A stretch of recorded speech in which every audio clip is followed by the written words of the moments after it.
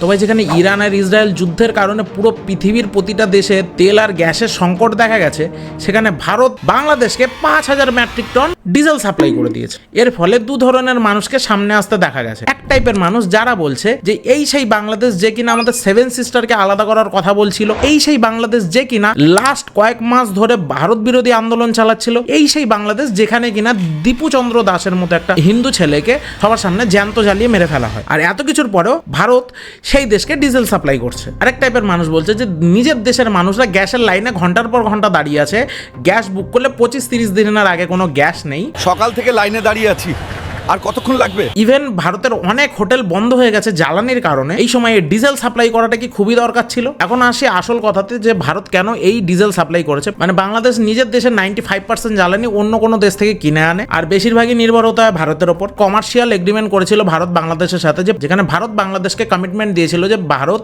বাংলাদেশকে প্রতি বছর 1,80,000 টন ডিজেল বাংলাদেশকে সাপ্লাই করবে। বাট আমার একটা পার্সোনাল কোশ্চেন আছে যে এরা আদানির ইলেকট্রিক বিল দেয়নি, ডিজেলের বিলটা দিয়ে দেবে তো? এখন তোমরা কমেন্ট করে জানাও যে তোমাদের কি মনে হয় এই টাইমে কি ভারতের ডিজেল সাপ্লাই করা উচিত ছিল নাকি ছিল না।